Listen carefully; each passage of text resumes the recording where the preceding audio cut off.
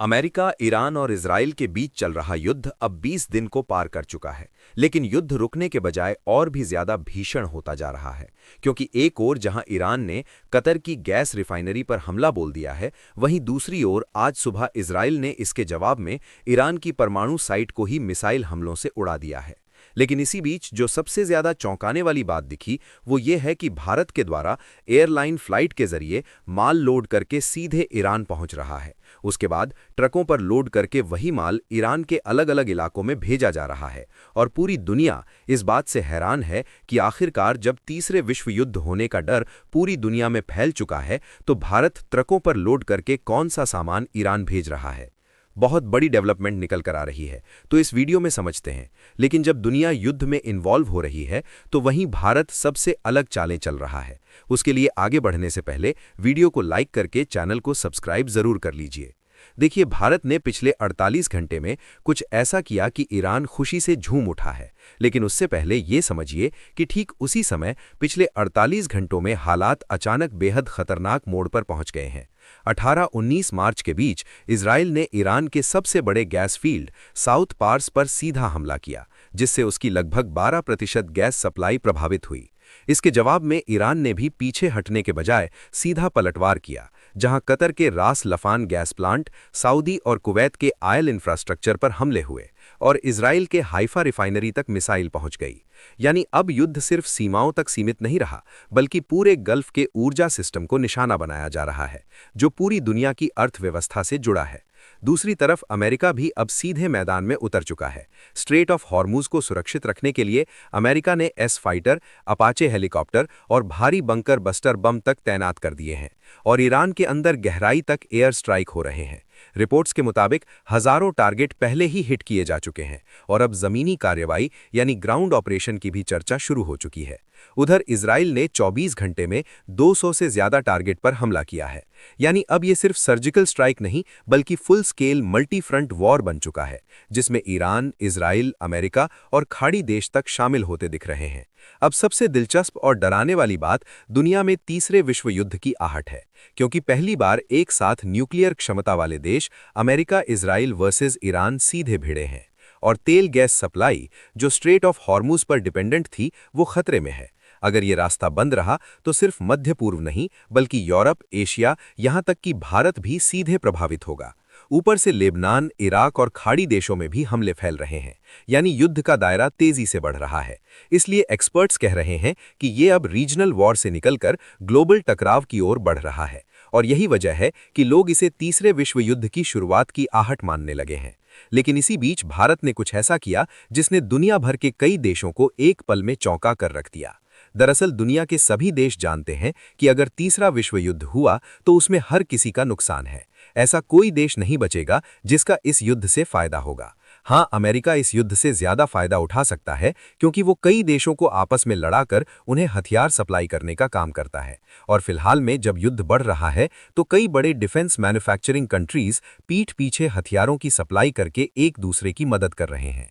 लेकिन भारत ने मदद करने का जो तरीका अपनाया, वो वाकई में सोचने लायक है।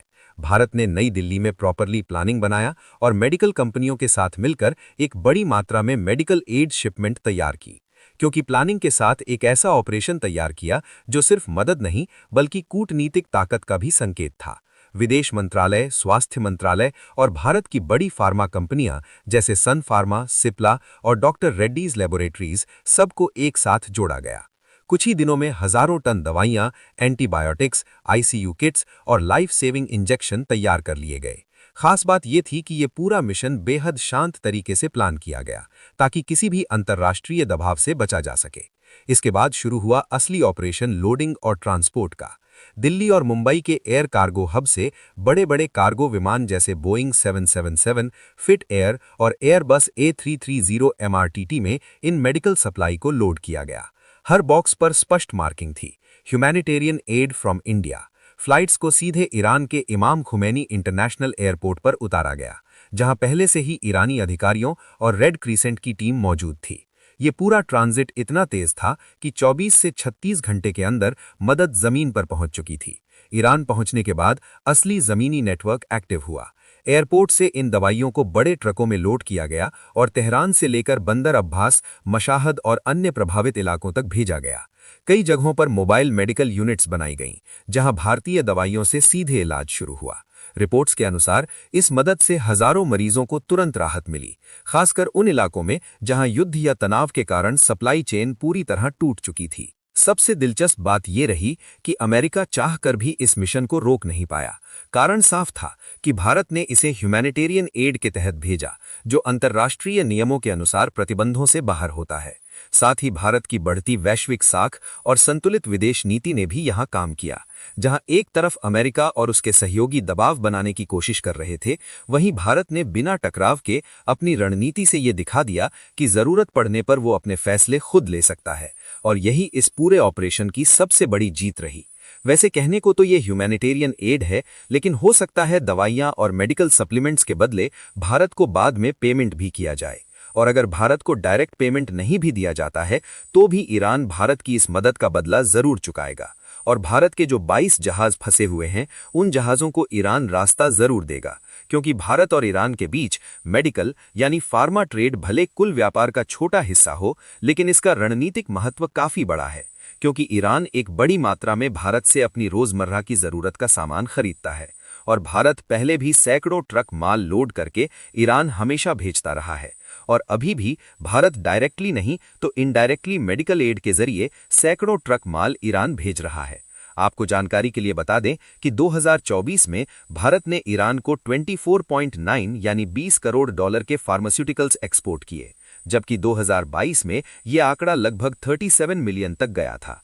कमाल की बात यह है कि 2025 में भारतीय दवाओं का निर्यात 70% तक बढ़कर 5 साल के हाई लेवल पर पहुंच गया, क्योंकि पश्चिमी प्रतिबंधों के चलते ईरान को सस्ती और जेनेरिक दवाओं के लिए भारत पर ज्यादा निर्भर होना पड़ा।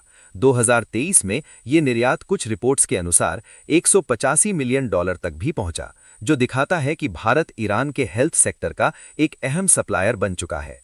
वहीं दूसरी तरफ ईरान से भारत का मेडिकल इंपोर्ट बेहद कम, सिर्फ $29,000 के आसपास रहा, यानी इस सेक्टर में भारत का साफ दबदबा है। सबसे दिलचस्प बात यह है कि 2018 में जब भारत ईरान के कुल व्यापार में गिरावट आई, तो $3 बिलियन से घटकर $1 बिलियन से नीचे आ गया। लेकिन इसके बावजूद मेडिकल ट्रेड लगातार ह्यूमैनिटेरियन ब्रिज की तरह मजबूत बना हुआ है। और संकट के समय यही सेक्टर दोनों देशों को जोड़कर रखता है। और यही सेक्टर फिर से ईरान और भारत के बीच मजबूती खड़ी कर रहा है, जहां अमेरिका के पास भारत का मुंह ताकने के अलावा कोई दूसरा ऑप्शन नहीं बचा है। बाकी आप लोग अपनी राय नीचे कमेंट में बताइए कि भारत ने ईरान को मेडिकल सप्लीमेंट्स भेजकर सही किया या नहीं। और इस वीडियो को लाइक करके अपने मित्रों तक शेयर जरूर करें, ताकि उन्हें भी जानकारी मिल सके। इसी तरह और भी नॉलेजेबल वीडियो देखने के लिए चैनल को सब्सक्राइब करके बेल आइकन को ऑल पर जरूर सिलेक्ट करें। जय श्री राम।